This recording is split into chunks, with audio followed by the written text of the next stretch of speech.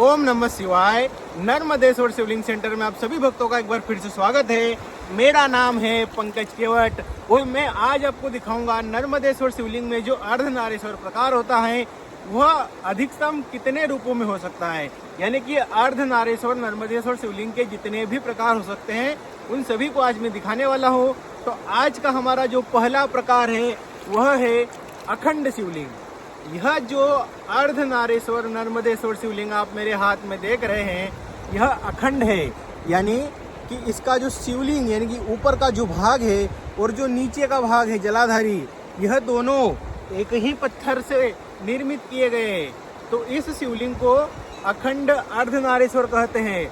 अब अखंड जो नॉर्मल शिवलिंग होते हैं वे थोड़े अलग होते हैं, लेकिन इनमें शिवलिंग और जलाधारी दोनों अर्धनारीश्वर है। यानी कि शिवलिंग भी अर्धनारीश्वर है और जलाधारी शिव शक्ति दोनों संपूर्ण दो भागों में बटे हुए हैं। तो इस तरह से यह अर्धनारीश्वर नर्मदेश्वर का पहला रूप था अखंड वाला। और अखंड वाले में यह थी डमरू वाली जलाधारी के साथ में अखंड, यानी कि शिवलिंग और जलाधारी दोनों अखंड, वो भी डमरू वाली जलाधारी के साथ में। अब हम देखते हैं दूसरा प्रकार। दोस्तों, दूसरा प्रकार बताने से पहले मैं आपसे हाथ जोड़ के निवेदन करता हूँ कि आप मेरे इस वीडियो को लाइक करके चैनल को सब्सक्राइब जरूर कर दें। आप लोग करते नहीं हैं।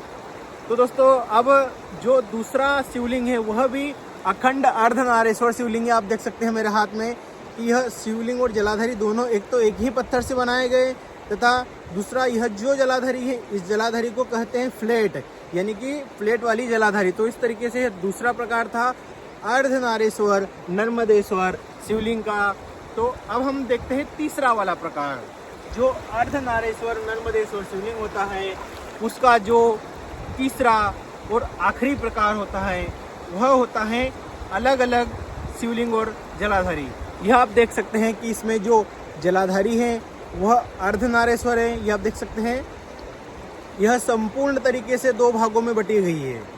यानी कि यह देख सकते हैं कि ऊपर नीचे दोनों तरफ मैं आपको एक बार पानी डाल के दिखाता हूँ। ये देख सकते हैं कि यह दोनों भागों में बटी गई है और जो शिवलिंग है यह भी अर्धनारीश्वर है। तो इस तरीके से इसमें यह जो शिवलिंग और जलाधारी दोनों हैं यह दोनों अर्धनारीश्वर है। यानी शिवलिंग और जलाधारी दोनों अर्धनारीश्वर है। और यह जो जलाधारी है डमरू वाली है, लेकिन यह शिवलिंग अलग है, यह जलाधारी अलग है, लेकिन दोनों अर्धनारीश्वर है।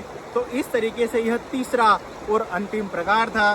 तो दोस्तों, इस तरीके से तीन प्रकार मैंने आपको कुल बता दिए जो कि अर्धनारीश्वर नर्मदेश्वर शिवलिंग में संभव होते हैं। यह आप मेरे हाथ में देख सकते हैं। दोस्तों, अगर आपको इनमें से किसी भी प्रकार का शिवलिंग अपने घर मंगवाना हो, इनकी प्राइस के बारे में जानना हो, तो आप निश्चिंत होकर हमारे स्क्रीन पर दिए गए नंबरों पर संपर्क कर सकते हैं। आपको यथावत सारी जानकारी दी जाएगी। अब मैं कुछ और शिवलिंग अपने साथ में लाया हूँ, वो मैं आपको दिखाता हूँ।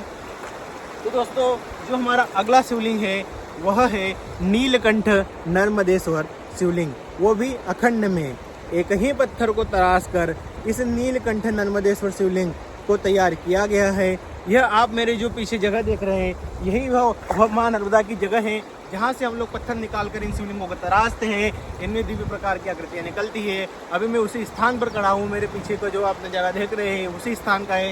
ये आप जो कलकल बहती माँ नर्मदा की धारा को देख रहे हैं पीछे, इनमें आप देख सकते हैं कि कई सारे पत्थरों के बीच में बह रही है।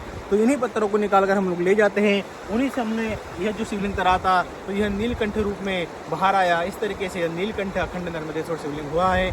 अब जो आज का हमारा अंतिम शिवलिंग है वह है अखंड में जो शिवलिंग थे सारे बता दिए। अब यह है स्वयंभू शिवलिंग, स्वयंभू जलाधारी के साथ में। यह आप देख सकते हैं कि यह जो शिवलिंग है इस प्रकार के शिवलिंग को स्वयंभू नर्मदेश्वर शिवलिंग कहते हैं, तथा यह घर के लिए बहुत ही महत्वपूर्ण होते हैं। तथा यह जो जलाधारी है यह भी स्वयंभू जलाधारी है। यानी शिवलिंग और जलाधारी दोनों स्वयंभू प्रकार से होते हैं। तो इस तरीके से हमारे पास और भी कई अनेक शिवलिंग उपलब्ध हैं, अलग अलग प्रकार में होते हैं। अलग अलग सब हर शिवलिंग की एक व्याख्या होती है। तो दोस्तों, अगर यह ओरिजिनल नर्मदेश्वर शिवलिंग आपको अगर अपने घर में स्थापित करना हो, दोस्तों वैसे तो इनको स्थापित करने के अनेक लाभ है, लेकिन मैं कुछ लाभ अभी एक बार फिर से गिना देता हूँ, जिनमें कि पहला यह रहता है कि आपको इस शिवलिंग की प्राण प्रतिष्ठा करने की आवश्यकता नहीं होती, क्योंकि यह स्वयं सिद्ध होता है। दूसरा, सिर्फ नर्मदेश्वर शिवलिंग पर चढ़ाया गया भोग ही आप लोग खा सकते हैं। दूसरे किसी शिवलिंग पर चढ़ाया गया भोग आप लोग नहीं खा सकते। तीसरा, जो माँ नर्मदा हैं उन्हें भगवान स्वयं शंकर ने आशीर्वाद दिया था कि उनके पत्थर का हर कंकर शंकर कहलाएगा, उनके जो जल हैं उनका हर कंकर शंकर के रूप में पूजा जाएगा।